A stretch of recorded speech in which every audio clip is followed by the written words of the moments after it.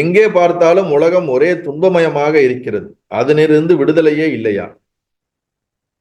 எங்க பார்த்தாலும் உலகம் துக்கமா இருக்குது. அங்க பார்த்தா போர், இங்க பார்த்தா போர், எங்க பார்த்தாலும் ஒரே அக்கப்போரா இருக்குது.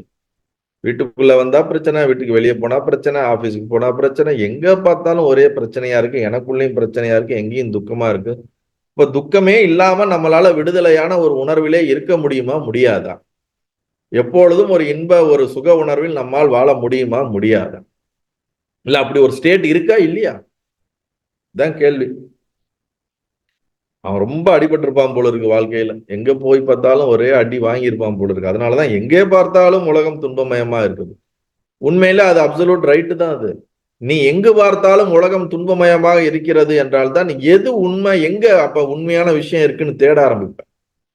வாழ்க்கையில பட்டு பட்டு நொந்து நொந்து நம் மனம் வந்து டிப்ரெஷன்ல போய் துக்கப்பட்டு, இல்ல உலகத்துல ஒரு விரக்தி ஏற்பட்டு நம்ம என்ன பண்றோம், ஏது பண்றோம், எங்க போறோம், என்ன நடக்குதுங்கிற ஒரு கேள்வி நமக்குள்ள திருப்பி திருப்பி திருப்பி வந்துகிட்டே இருக்குன்னா என்ன அர்த்தம்னா, நம்ம வாழ்க்கையை வாழலன்னு அர்த்தம். நம்ம ஏதோ ஒரு ராங்கான பாதையில போய்கிட்டு இருக்கோம்னு அர்த்தம். நம்ம என்ன பண்றோம்னு தெரியாம எதையோ ஒண்ணு நம்ம பழக்கி விட்டதை பண்ணிக்கிட்டு இருக்கோம்னு அர்த்தம். அப்ப நமக்கு எல்லாமே ஒரு ஒரு விதமான ஒரு துக்கமயமாக இருந்துகிட்டே இருக்கும். அப்பதான் உண்மை எங்க இருக்குன்னு தேட ஆரம்பிப்போம். எல்லாமே உங்களுக்கு கம்ஃபர்டபுளா சுகமா இருந்துச்சுன்னு நினைச்சீங்கன்னா கடவுளே தேவையில்லை. இல்ல கஷ்டம் வரும்போதுதான் கடவுளே ராமா கோவிந்தா கிருஷ்ணா நமசிவாயா எதையா பண்ணுன்றோம். எல்லாம் நமக்கு ஃபுல்ஃபில்லா நமக்கு எல்லாமே கிடைச்சிருச்சுன்னு வச்சுங்களேன், எல்லாம் என்னால வந்தது. கடவுள் அவரு நான் உழைச்சேன், நான் கஷ்டப்பட்டேன், எனக்கு கிடைச்சிச்சு. கடவுள் இல்லாட்டினாலும் எனக்கு கிடைக்கதான் போகுதுன்னு நமக்கு அகங்காரம் வந்துடும். துன்பம் மட்டும்தான் நம்மளை உள்நோக்கி திரும்பும். நமக்கு கிடைக்கக்கூடிய நிறைய இன்பம் வந்து நம்மளுடைய அகங்காரத்தை நம்ம அறியாமலே வளர்க்க விட்டுருது. ஆனா துன்பம் வரும்போதெல்லாம் திருப்பி திருப்பி உள்நோக்கி நம்ம தனிமையில் இருப்போம். தனிமையில் இருக்கும்போது நாம் நமக்குள்ள இருக்கக்கூடிய துன்பத்தையும் துக்கத்தையும் நம்ம ஃபேஸ் பண்றது இருக்கு பாருங்க, அதுதான் மிகப்பெரிய ஒரு கடினமான ஒரு விஷயம். ஆக்சுவலி பாத்தீங்கன்னா தனிமைங்கிறது ஒரு இனிமை. நான் தனியா தான் இருக்கிறேன், எனக்கு இனிமையா இருக்குது. ஆனா அந்த இனிமையா நமக்கு மாத்திக்க முடியலன்னா தனிமைங்கிறது மிகப்பெரிய ஒரு நரகத்துக்கு சமம். நம்மளால வந்து கொஞ்ச நேரம் கூட தனியா இருந்தா நமக்கு பைத்தியம் பிடிக்க ஆரம்பிச்சு. எங்கடா யாருக்கா போன் அடிச்சு பேசுவோம், டிவியை போடுவோம், ஃப்ரெண்டுகிட்ட பேசுவோம். நம்ம மைண்ட் ஆனது ரெஸ்ட்லெஸ் ஆயிட்டே இருக்கும். அது அது அலோன்னஸா தனியா இருந்துச்சுன்னா அதை டர்புலன்ஸ் கோத்ரூ பண்ணிட்டே இருக்கிறது தாங்க முடியாம எதையாவது அது பிடிக்கணும், எதையாவது கேட்ச் பண்ணணும், எதுலயோ ஒன்று எங்கேஜ் ஆகணும். அப்ப அது எங்கேஜ் ஆகிறதுக்கு என்ன கிடைக்குதோ அதுல எங்கேஜ் ஆகி ஓடிக்கிட்டே இருக்கும். ஏன்னா நம்ம மறந்துட்டு வேற ஒரு விஷயத்துல எங்கேஜ் ஆயிட்டோம்னா நமக்கு கொஞ்சம் ரிலாக்ஸ்டான மாதிரி ஃபீல் இருக்கும்.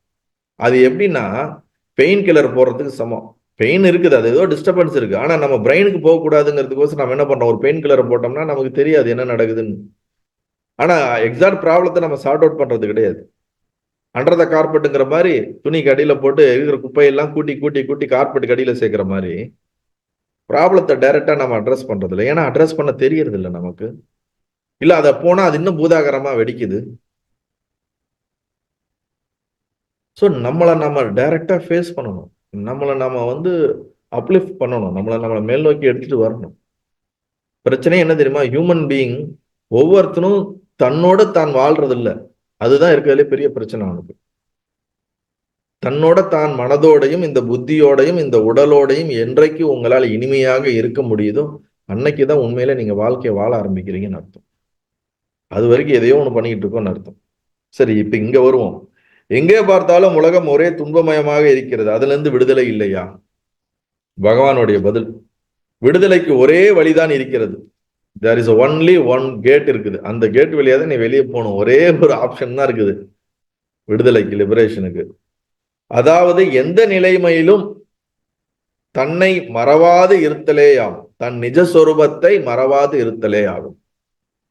எல்லா துன்பத்திற்கும் ஒரே சொல்யூஷன் என்னன்னா,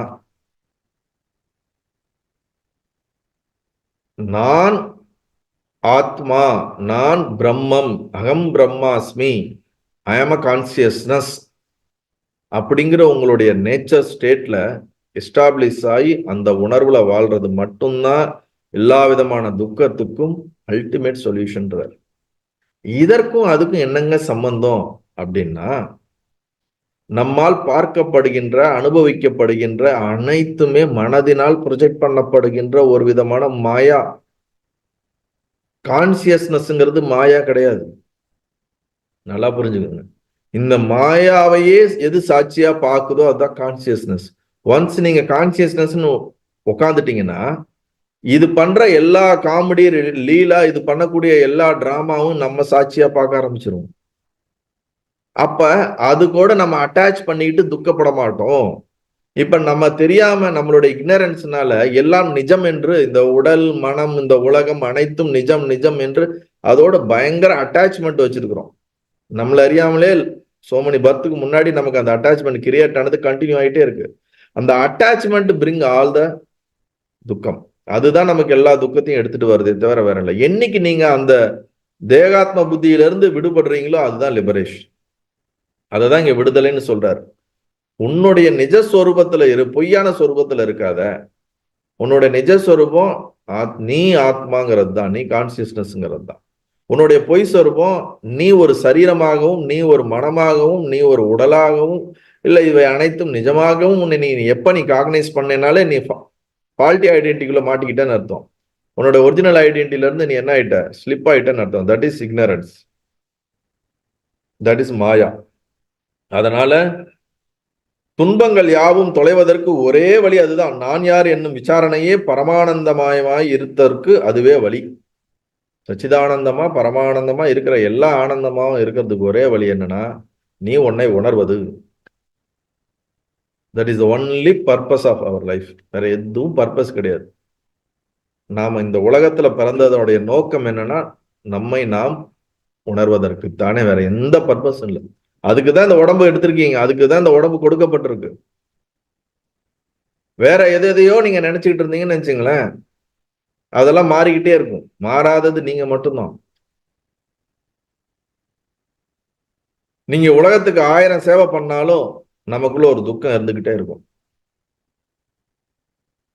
சேவையினால நிறைய புண்ணியம் கிடைக்கும், ஆனா அதனால ரியலைசேஷன் வராது. How to understood this basic truth. நல்லா புரிஞ்சுங்க. நிறைய சேவை பண்றது நல்லது. அது சத்துவ குணத்தையும் நமக்கு புண்ணியத்தையும் நல்ல பாசிட்டிவிட்டியும் கொண்டு வரும். பட் அது மட்டுமே ரியலைசேஷன் நீங்க நினைச்சிடக்கூடாது.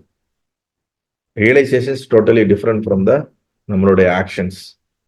நீங்க செய்யக்கூடிய கர்மம், நீங்க செய்யக்கூடிய செயல் தர்ம ரீதியான நல்ல விஷயமா இருக்கும்போது அதற்கான பாசிட்டிவான புண்ணியங்கள் நமக்கு வருது. அந்த புண்ணியங்களையும் நீ அனுபவிச்சுதான் ஆகணும். அதுல இருந்து நீ எஸ்கேப் ஆக முடியாது. சுகத்தை நீ அனுபவிச்சுதான் ஆகணும். நீ செய்யக்கூடிய கர்மாக்கள் தவறாக இருந்துச்சுன்னா அதனால வரக்கூடிய நெகட்டிவிட்டி, பாவம், அதையும் நீ அனுபவிச்சுதான் ஆகணும். எஸ்கேப் ஆகவே முடியாது. பாவம் புண்ணியம்ங்கிற இந்த இருமை, இந்த சுழற்சியிலிருந்து விடுபடுவதுதான் லிபரேஷன். பாவமும் எனக்கு வேணாம், புண்ணியமும் வேணாம், பிறப்பும் வேணாம், இறப்பும் வேணாம். இதுல இருந்து டோட்டலி டிஸ்கனெக்ட் ஆகிறதுதான் என்னது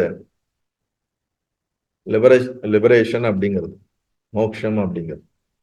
வீடு பெறுதல், விடுபடுதல், இதிலிருந்து, இந்த சுழற்சியிலிருந்து விடுபடுதல்.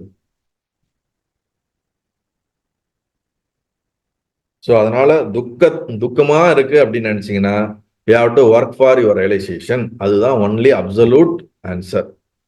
இல்லைங்க எனக்கு அதெல்லாம் புரியலைங்க அப்படின்னா, சரி பக்தி பண்ணு, தியானம் பண்ணு, யோகம் பண்ணு, எதையாவது ஒன்று பண்ணு, கர்மத்தையாச்சும் பண்ணுப்பா. எதுவும் பண்ணலைன்னா உனக்கு துக்கம் கண்டிப்பா வரும்பா.